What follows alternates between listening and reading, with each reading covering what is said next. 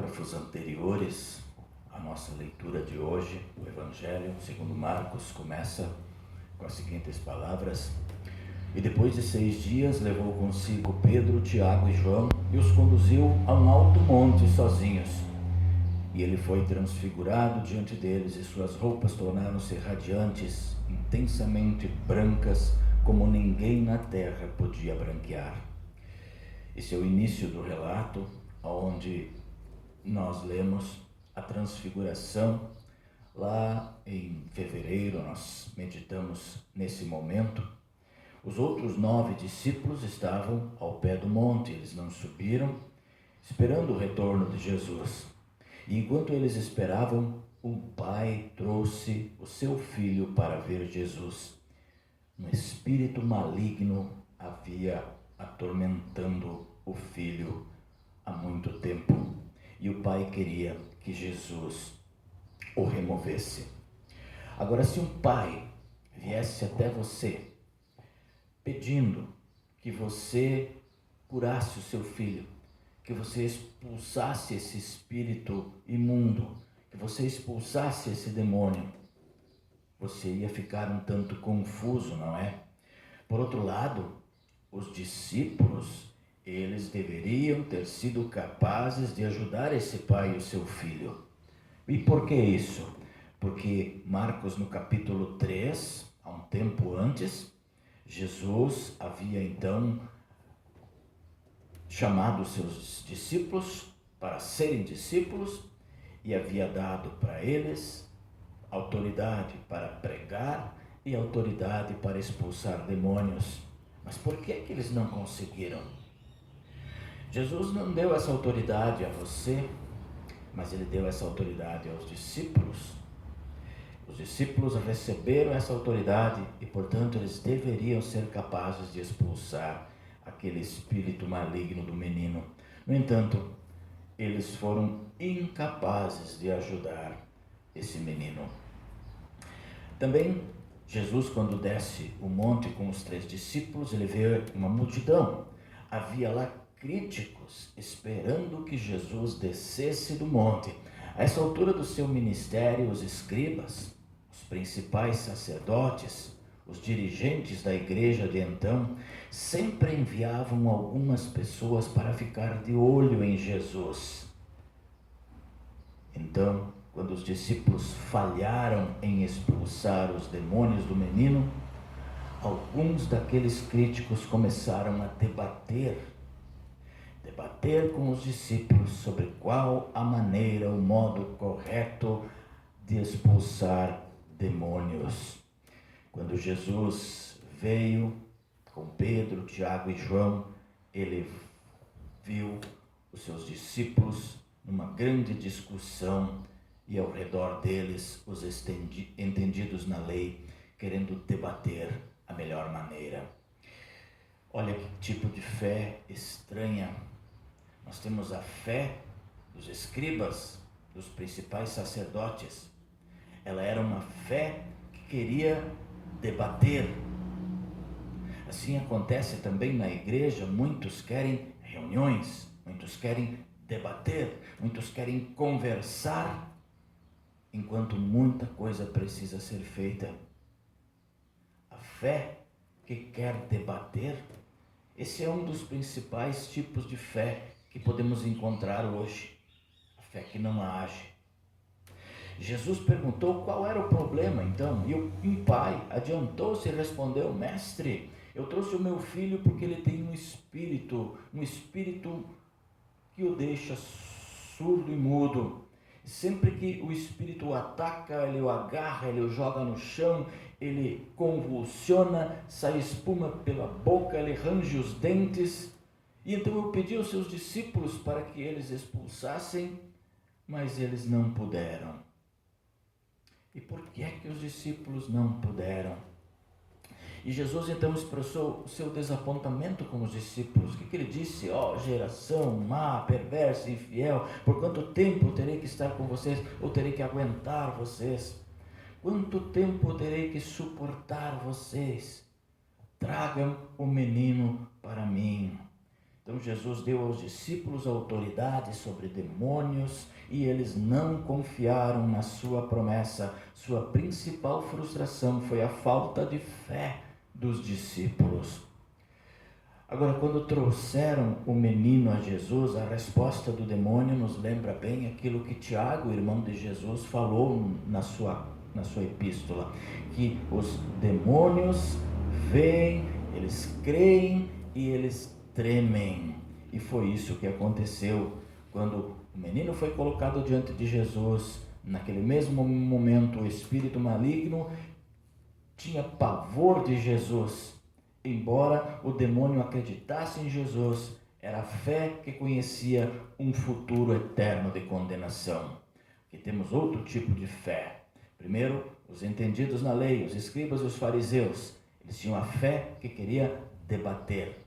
Agora nós temos a fé do demônio, que é a fé aterrorizada que conhecia um futuro eterno de condenação. Agora temos o Pai. O Pai tinha também uma espécie de fé. O Pai tinha a fé que muitos têm hoje, a fé do desespero.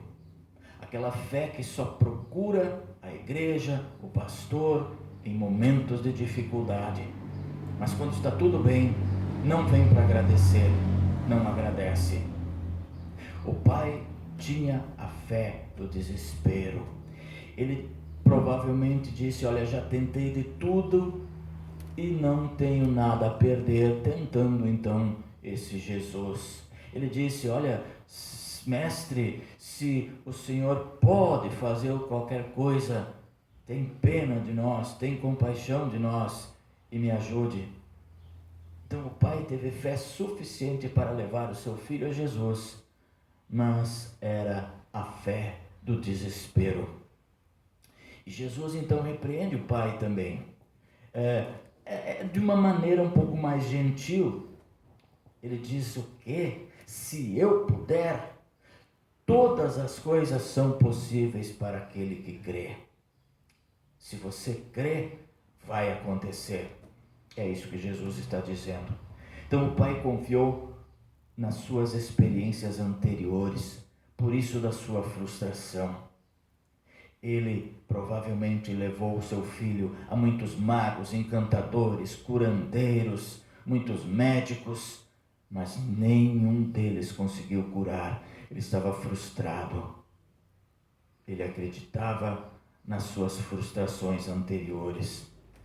Então, ele estava decepcionado com o anterior e, portanto, não tinha muita certeza de que Jesus o curasse. Agora, a falta de fé dos discípulos e no Pai representam as duas possibilidades para a fé que vem do poder humano. Olha que coisa interessante. Por que os discípulos não conseguiram expulsar os demônios? Jesus havia dado autoridade para eles pregar e expulsar demônios. Por que eles não conseguiram? Porque os discípulos começaram a ter fé no seu sucesso anterior. É como se o Pai chegasse para os discípulos e eles dissessem: não, isso não é problema nenhum, tranquilo, nós somos 9 aqui, 3 estão com Jesus lá no monte, ou quem sabe alguém de nós aí que está mais com tempo, aí vai ali e faz esse exorcismo e tudo fica certo. Já temos experiências anteriores, tudo vai dar certo, tudo é muito tranquilo, nós somos bons nisso. Então os discípulos começaram a ter fé no seu sucesso anterior. Bem o contrário do Pai, que começou a ter fé nas suas falhas do passado, nas decepções e nas vezes que ele não conseguiu curar o seu filho. Então os discípulos haviam sido capazes de expulsar demônios, mas agora não podiam. Como muitas pessoas que têm sucesso, elas começaram a acreditar que o sucesso era resultado das suas próprias habilidades e aptidões. Muito comum conosco. As coisas começam a dar certo para nós, eu começo a me dar bem no trabalho, eu começo a adquirir algumas coisas, alguns bens, e eu olho para as minhas mãos e disse: nossa, como eu sou bom nisso. Esqueço que tudo vem de Deus. Tenho saúde, minha saúde está estável, não tenho grandes problemas, nunca tive. E fico pensando, nossa, eu sou bom.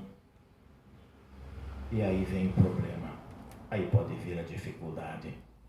Os discípulos começaram a confiar no seu próprio poder, ao invés de confiar na fonte de todo o poder, Deus.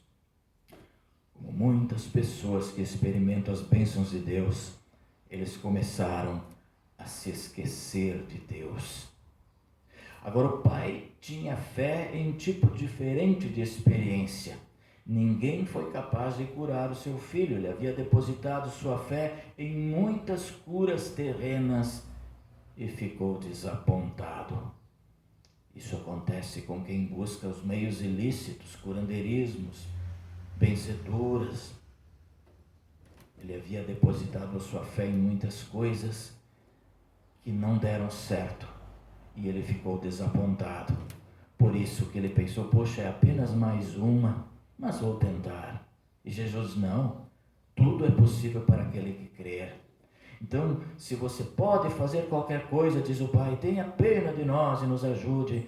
Então o mundo desapontou ele tantas vezes que o seu pedido não teve muita confiança.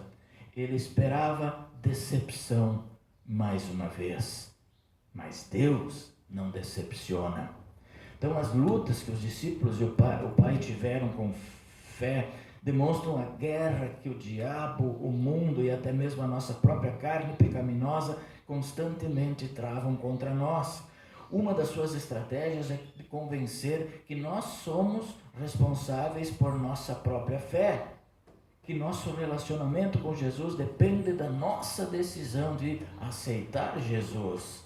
Quantos dizem por aí, eu aceitei Jesus? Ah, mas se não fosse eu, Jesus nos aceita.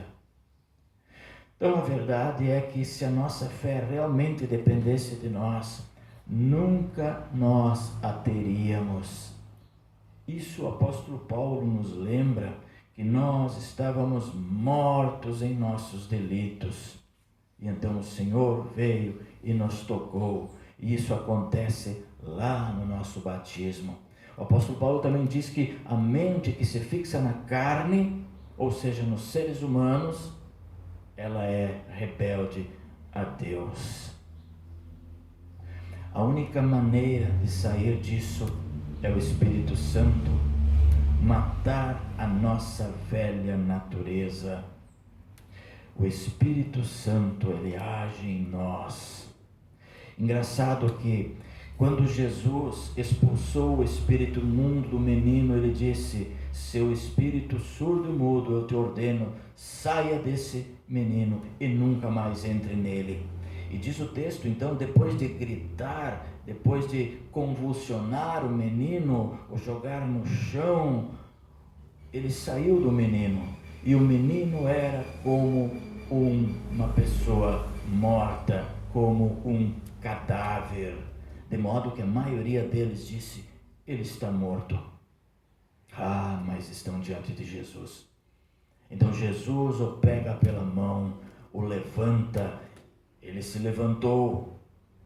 Engraçado que a aparência de morto, a aparência de cadáver do menino lembra a nossa velha natureza, o nosso velho passado, que diz o apóstolo Paulo, deve morrer com todos os pecados e maus desejos e sair e ressurgir diariamente o novo homem que vive em pureza e justiça diante de Deus. Jesus o tomou pela mão, Jesus o pegou pela mão, o levantou. O Espírito Santo de Deus, nesse momento, trouxe um novo homem, um novo ser. Então a fé que o Espírito Santo traz à vida em nós é a fé em Jesus. O mesmo Jesus que expulsou o demônio do menino no Evangelho de hoje. E assim como Jesus era a única solução para o filho endemoniado, Jesus também é a única solução para nós, não há outra.